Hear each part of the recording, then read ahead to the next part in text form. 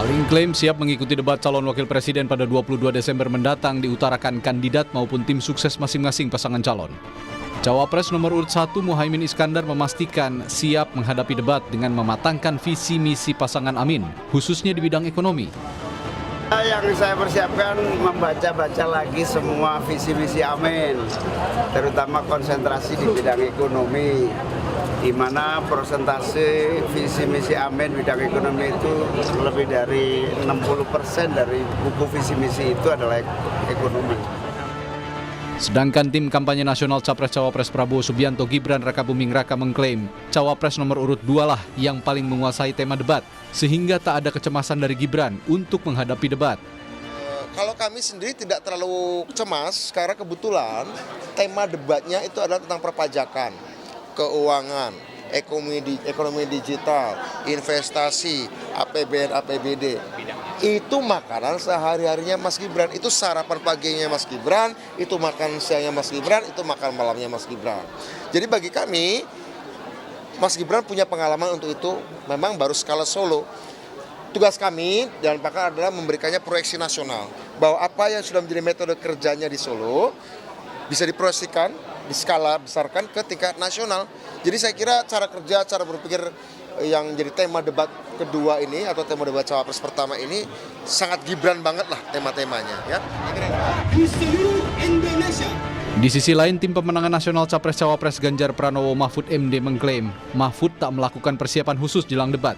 Namun Mahfud telah diberikan masukan soal peran BUMN untuk pembangunan infrastruktur. Beliau sangat siap, tidak ada persiapan khusus sama sekali. Mereka menyampaikan soal infrastruktur, ekonomi digital, dan kebetulan dan tentu saya memberikan pengalaman itu menceritakan kepada Pak Mahfud bagaimana infrastruktur Indonesia seperti apa yang bakal. Sementara itu, analis ekonomi berharap debat Cawapres kali ini sebaiknya bukan hanya jargon-jargon semata. Debat Cawapres diharapkan bisa lebih banyak beradu data, pengalaman, dan fakta, meskipun 3 Cawapres tidak memiliki latar belakang ekonomi.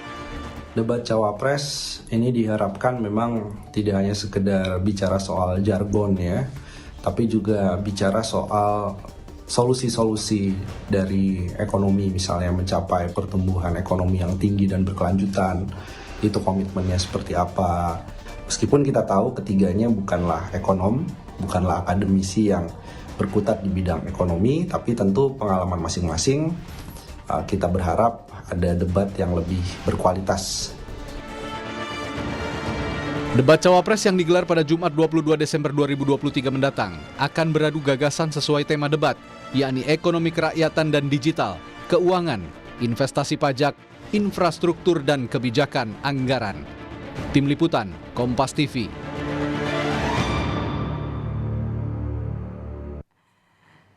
Dialektika apa saja yang kira-kira nanti bakal muncul pada debat Cawapres pada Jumat malam esok? Akankah perdebatan soal visi misi dan juga gagasan kembali memunculkan gaya komunikasi saling serang layaknya yang terjadi pada debat pertama atau debat perdana calon presiden? Kita akan bahas bersama dengan analis komunikasi politik dari Universitas Al-Azhar, ada Ujang Komarudin. Selamat sore Kang Ujang, apa kabar? Kang Ujang sepertinya masih di mute ya. Kang Ujang, langsung saja pertanyaan pertama saya. Besok ini kan bahasannya soal ekonomi ya. Kira-kira dialektika apa saja yang bakal muncul pada debat Cawapres besok? Bakalan ada saling serang, adu gagasan, atau bakalan kaku karena ngomongnya soal ekonomi? Saya melihatnya ada kombinasi ya. Kombinasi ada di situ, ada adu ide gagasan, ada juga penyampaian visi misi, tentu program gitu. Lalu juga ada tentu gimmick-gimmick dan tentu juga hal-hal yang membuat mungkin yang tidak terduga begitu. Jadi saya melihat akan ada variasi dan kombinasi, dan debat itu kan kalau sifatnya monoton, kalau sifatnya biasa-biasa saja tidak akan menarik. Kenapa debat yang capres itu agak sedikit menarik? Karena ada dialektika, ada perdebatan, ada katakanlah saling serang satu sama lain, tapi masih dalam koridor yang tidak berlebihan.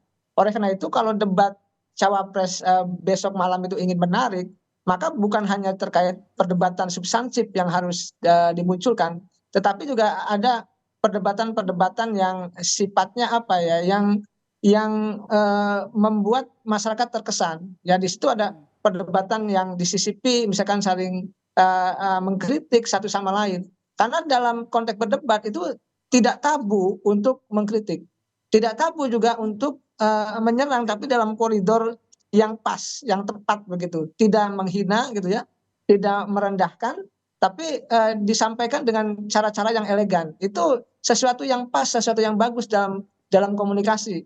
Jadi apa namanya, menyerang tetapi dengan cara-cara yang baik dan elegan, itu yang harus dilakukan oleh para cawapres, sehingga mereka semua bertiga itu ya terkesan menguasai permasalahan, lalu juga menguasai panggung, lalu juga ya menguasai persoalan isu-isu yang akan diperdebatkan nanti. Jadi saya melihatnya ya tetap saling kritik, saling serang itu akan terjadi di debat nanti. Selain itu gimmick juga tentunya masih diperlukan ya supaya yang menonton juga lebih tertarik. Tapi kalau misalnya menurut Anda nih Kang Ujang, cawapres mana sih sebenarnya yang gaya komunikasi politiknya paling dinanti oleh publik untuk Jumat besok? Ya kan kalau kita paling dinanti ini kan sebenarnya semuanya, tetapi semua orang sedang menunggu Gibran ya, karena Oke. Gibran dianggap banyak dikritik oleh pihak lain, katakanlah ya, dianggap selalu menghindar di debat yang informal atau diadakan oleh masyarakat. Tetapi inilah sebenarnya ruang bagi Gibran untuk menjawab kritikan-kritikan publik itu dengan Kemampuannya ya. presentasi ya, dengan kemampuan terbaiknya. Itu harus dibuktikan karena kapasitas capres maupun cawapres itu adalah kapasitas pemimpin nasional dan juga sebenarnya kapasitas pemimpin internasional. Karena bagaimanapun seorang capres maupun cawapres harus mampu misalkan pidato di sidang dunia gitu ya, di sidang PBB dan lain sebagainya. Oleh karena itu dalam debat ini adalah ya instrumen untuk menunjukkan kepada publik siapapun ya, baik Cak Imin, Pak Mahfud MD maupun Gibran, agar memang tampil yang terbaik sehingga masyarakat bisa menilai bahwa kualitas cawapres kita memang mumpuni untuk menjadi cawapres yang yang memiliki kualitas pengetahuan yang baik seperti itu. Ya, karena debat juga jadi salah satu ajang untuk kampanye ya, menyampaikan visi misi gagasan dan juga kemampuan untuk berargumentasi, saling serang nanti yang mungkin akan disampaikan oleh rival nanti dalam debat cawapres besok. Nah, tapi kalau dari sisi komunikasi politik Kang Ujang, Anda melihat apa-apa saja kelebihan dan juga kekurangan masing-masing cawapres yang akan mengikuti debat besok? Ya kelebihannya kalau saya bedah ya, misalkan Cak Imin aktivis, aktivisnya sudah biasa berpidato, sudah biasa menyelesaikan masalah-masalah di organisasi, di lapangan. Prof. Mahfud MD kelebihannya adalah beliau ya seorang pakar hukum, akademisi, intelektual gitu ya, biasa juga berceramah, artinya biasa berdebat. Lalu Mas Gibran juga seorang kepala daerah, ya tentu biasa sambutan, paham terkait dengan isu-isu ekonomi, dia juga sebagai pengusaha. Nah, kekurangannya saya lihat ya mungkin nanti Caimin ya kekurangannya karena background pengusaha tentu harus pandai-pandai untuk bisa mengeksplorasi ya terkait dengan substansi ekonomi gitu. Ya Pak Mahfud MD juga sama karena backgroundnya hukum ya mesti harus mendalami juga terkait dengan persoalan-persoalan ekonomi, kerakyatan dan lain sebagainya. Tapi secara umum pasti keduanya akan paham. Nah, kekurangan Gibran mungkin tadi bahwa Gibran dianggap diragukan oleh publik sehingga ya inilah sebenarnya momentum terbaik Gibran untuk menjawab keraguan-keraguan publik itu dengan tampil terbaik. Ya saya melihat ya itu beberapa kekurangan yang tentu banyak lagi kekurangan kalau kita bedah satu persatu waktunya pasti akan lama. Tentu gini, manusia tidak ada yang sempurna, cawapres pun sama, maka tonjolkan kelebihannya, kapitalisasi kelebihannya dan minimalisasi kekurangan itu. Nah, di forum debat itu akan terlihat mana kualitas sesungguhnya ya baik, akan terlihat, akan muncul kelebihannya apa dan kekurangannya apa, dan kita akan sama-sama nilai di forum debat nanti. Oke.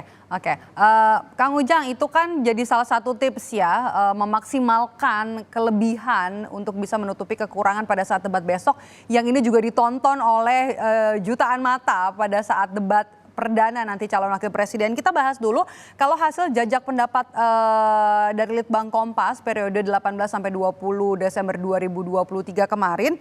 Ini pertanyaannya tema debat yang diagendakan, kalau temanya kan tema besarnya adalah soal ekonomi ya. Ternyata ekonomi kerakyatan ini responnya ada 58,9%. Artinya yang paling banyak dari responden yang dipilih ini paling banyak tertarik dengan tema ekonomi kerakyatan. Nah sebenarnya dengan tips tadi kemudian juga dilihat dari apa topik yang paling ditunggu atau dinanti oleh publik, oleh halayak. Kira-kira apa yang perlu dipersiapkan untuk debat besok dari 3 orang calon wakil presiden kita? Ya tentu harus belajar terkait dengan persoalan-persoalan di lapangan gitu. Tadi ya masyarakat 53% menginginkan membahas ekonomi kerakyatan, dan itu harus direspon dengan data-data ya, dengan penjelasan yang akurat, yang tepat, yang komprehensif, yang detail, yang substantif, dan menyelesaikan dengan solusi-solusi apa yang akan dilakukan gitu. Itu penting. Karena kalau hanya sekedar menjelaskan sekilas ya tanpa penjelasan yang detail apa yang akan dilakukan dan solusinya seperti apa, maka debat itu ya hanya akan sia-sia saja. Oleh karena itu ya tadi penguasaan terkait dengan ekonomi kerakyatan menjadi penting bagi ketiga kandidat cawapres tersebut. Saya sih meyakini ya di benak mereka, di otak mereka pasti sudah ada ya stock of knowledge ya, pengetahuan yang ada di otak ketiga cawapres tersebut. Tetapi sedalam apa, sebesar apa, sebanyak apa pengetahuan itu kita tidak tahu. Oleh karena itu lewat debat ya. Ya, saya sepakat ya ekonomi kerakyatan menjadi prioritas. Karena kita ini masih banyak yang miskin, masih banyak yang menderita, masih banyak yang harus diangkat derajatnya ya. Dan kita juga jangan terfokus pada pengusaha besar atau pengusaha kelas menengah ke atas. Sedangkan masyarakat kecil ditinggalkan. Nah ekonomi atau denyut ekonomi rakyat kecil ini harus dibangkitkan. Dengan mungkin nanti akan muncul terkait dengan pemberdayaan UMKM. Yang selama ini juga dari waktu ke waktu dibahas. Tetapi selama itu pula UMKM tidak pernah naik derajat. Oleh karena itu ke depan sebenarnya tadi pemberdayaan ekonomi rakyat itu termasuk UMKM itu seperti apa? Jangka panjangnya seperti apa? Sehingga masyarakat kecil itu naik kelas, naik derajat sehingga sejahtera. Ya itu yang harus dimunculkan oleh kandidat cawapres ya. Sehingga apa? Sehingga betul ada ukuran, ada parameter, ada standar dalam konteks untuk memperjuangkan ekonomi rakyat yang akan mereka bahas di debat nanti. Oke, performanya jadi penting ya. Tapi seberapa besar performa cawapres pada saat debat besok bisa mempengaruhi elektabilitas pasangan calon? Kang Ujang singkat saja. Ya saya sih melihat besar kecil sedikit banyak berpengaruh. Terutama tadi mempengaruhi ya menurut Litbang Kompas 28,7% itu yang 58,9% angkanya ya. Ya untuk 28,7 apa 9? Oh iya oke. 7 kalau nggak salah. Nah itulah yang hendak disasar oleh cawapres untuk tadi menaikkan Bisa elektabilitas. meyakinkan, oke. Begitu. Jadi kita nantikan saja nih ya, temanya adalah ekonomi, ketiganya juga punya pengalaman masing-masing. Nanti pada saat debat perdana calon wakil presiden yang akan digelar pada Jumat malam besok, kita nantikan apakah memang punya pengaruh terhadap elektabilitas. Terima kasih Kang Ujang sudah bergabung bersama kami di Rumah Pemilu hari ini. Analis komunikasi politik dari Universitas Al Azhar Ujang Komarudin. Selamat sore, sehat selalu Kang Ujang.